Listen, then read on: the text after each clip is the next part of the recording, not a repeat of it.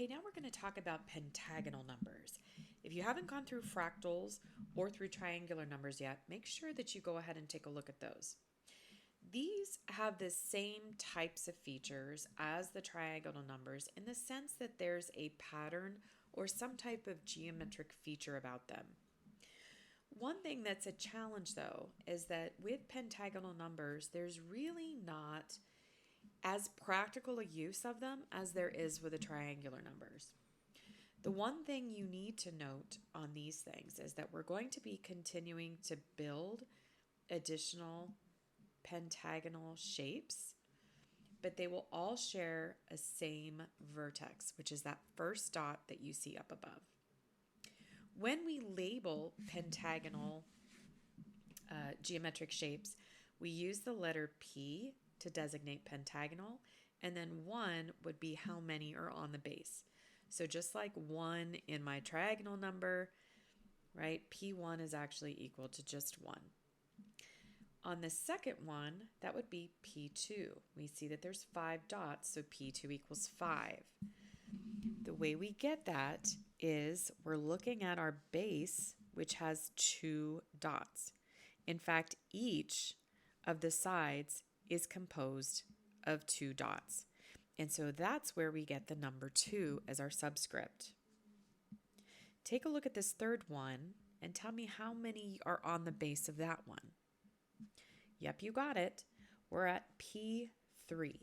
And P3 has a base of 3 dots.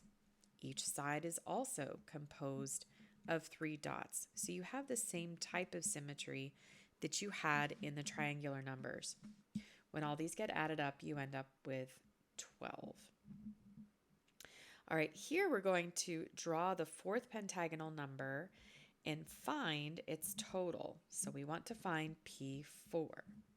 I'm going to warn you that drawing pentagonal numbers are usually a little bit more difficult than our triangular numbers. What I like to do is actually start drawing the pentagons. So I'm going to start with this first one, which emulates this one right up here. So this one is in. Then carrying that same line, I'm going to draw a bigger one. So now it's going to start looking like this P3. From here, I'm going to draw another one, right? They all share the same vertex. So now I've got to fill in the dots. So I have a common vertex, and then 1, 2, 3, so 4 on that side, 4 on this side, 4 in the bottom, 4 on that side, 4 on that side, and then I'm going to make sure I have the 3 dots that are included on that second layer here. Okay, so it's a little bit labor intensive, but I think drawing it first and then filling in the dots is usually a little bit easier. So let's go ahead and count those dots. I have 1, 2, 3, 4, 5, 6, 7, 8, 9, 10, 11, 12, 13, 14, 15, 16, 17, 18, 19, 20, 21, 22. So each dot is accounted for. I've got a total of 22. So now what? We're going back just like we did with the triangular numbers and finding P5 and P6. This could raise a challenge here. So I'm going to go ahead and list those numbers like I did when I did the triangular numbers. So I had P1, P2, P3, P4, P5, and P6. I know that P1 is 1, P2 is 5, P3 is 12, P4 is 22. So let's take a look at the differences there and see if there's any commonality that we could find or pattern to this. To get from 1 to 5, I added 4. To get from 5 to 12, I add 7. To get from 12 to 22, I add 10. And you might see as you go that you're increasing this difference by 3 every single time. So if I'm going ahead and completing this pattern, I should be adding 13 to the next one, and then I should be adding 16 to the next one. Let's go ahead and do these, get a number, and then later on when we have the actual equation, we'll go ahead and double check our work. So 22 plus 13 gives us 40, let's see here, 35. So we have 35 here. 35 plus 16 gives us 51. Okay, so those are our first 6. I'm going to go ahead and copy those numbers right down here. 1, 5, 12, 22, 35, and 51. Let's see here. When you line up the first 6 pentagonal numbers, do you see a pattern emerge? Yes. Each is increased by 3 to get, I should say each difference is increased by 3 to get the next number. And again, back to how we got this, right? This would be the equivalent of a recursive way to get it. You have to know the previous number in order to be successful in getting the number that you need. Something like this would be considered an explicit equation. It does not require you to know any other one. You just need to know what you're finding, and then you plug it in and find your answers. So with this equation, back in our triangle, we also saw that, or triangular, we also saw that you could do 1/2. So this one has that same pattern. You could do 1/2 3n squared minus n. So both of them will work. Let's go ahead and use this equation to solve for P5 and P6, just to verify and make sure that we've got it correct. To do that, I'm going to say P5 equals, it's 3n squared minus n. My subscript of 5 is going to go in for those n's. And then whatever my number outcome is going to be my pentagonal number. So I have 3 times 5 squared minus 5 over 2. 5 squared is 25. 25 times 3 gives me 75. 75 minus 5 gives me 70 over 2, which gives me 35. And as we predicted, our P5 is correct. Let's go ahead and check P6. P6 is going to be 3 times 6 squared minus 6 divided by 2. So 6 squared is 36. That times 3, subtracting 6 over 2, gives us 102 over 2, which gives us 51. So we are good on that one as well. All right. Take a moment and see if you can go ahead and finish P7, P8, P9, and P10. We'll come back after you pause it and go over these problems together. Welcome back. Let's take a look at P7, P8, P9, and P10. P7, we're looking at 3 times 7 squared minus 7 over 2. That's going to give us 3 times 49 minus 7 over 2. So I get the value of 70 on that one. For P8, I have 3 times 8 squared minus 8 over 2. That gave me a value of 3 times 64 minus 8 over 2. Watch your order of operations on this. Make sure you do it in your calculator and verify that you're getting the same answers. This gives us the answer of 92. P9, 3 times 9 squared minus 9 over 2 gives me 3 times 81 minus 9 over 2, a value of 117.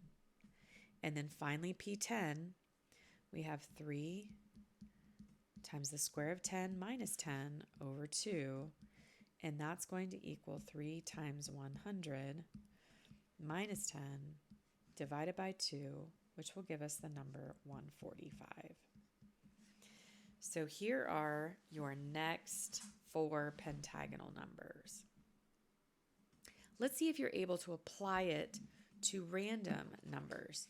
These don't have a pattern for us to check. In fact, you can go back and check P7, P8, P9, and P10 for that previous pattern that we had. Take a moment and go through these three problems, and then we'll come back and talk about it together. Okay, let's go through these problems. We have P15, that equals 3 times 15 squared minus 15 over 2. You should have gotten for that a value of 330. For P25, that's 3 times 25 squared minus 25 over 2. You should have gotten for that one 925. The next one, 400, 3 times 400 squared minus 400 over 2 is going to be a fairly large number, 239,800. How'd you do? All right, the last step is to figure out if a number is pentagonal.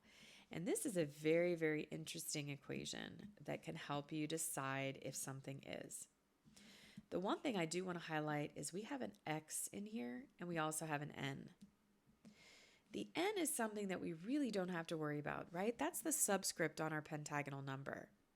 We do know that it has a characteristic that it has to be a whole number. There's no such thing as P 2.5.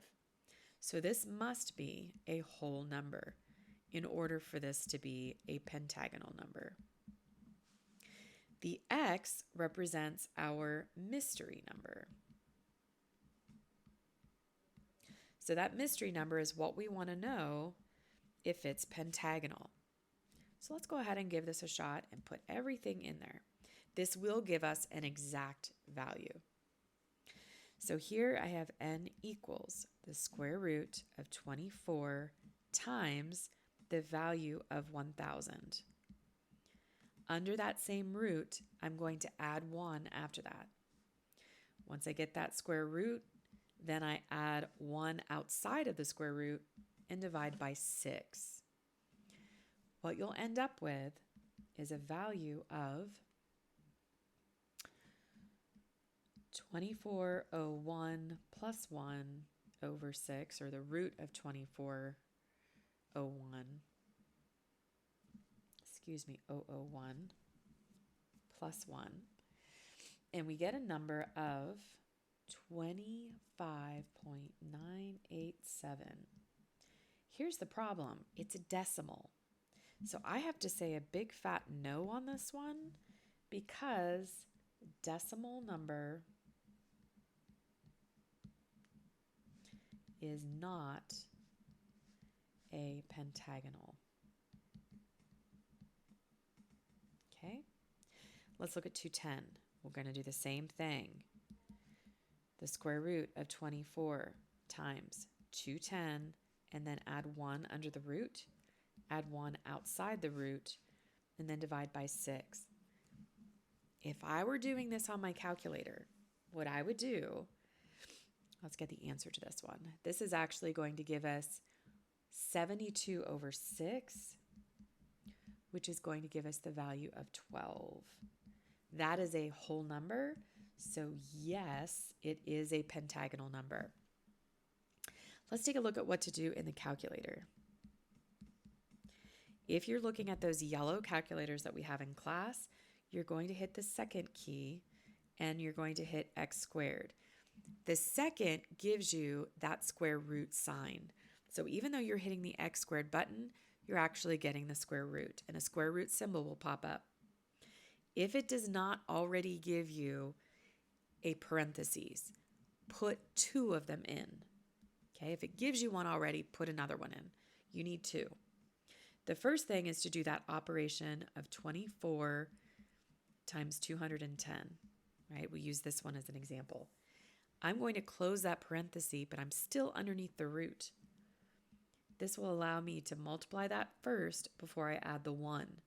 Then I'm going to close up that root. And then I'm going to hit enter. Once I have that, I'm going to hit +1 and hit enter. And then I hit divided by 6 and then enter. And what that does is bring that answer further to the front. It brings that answer that you got from the previous operation with that next operation.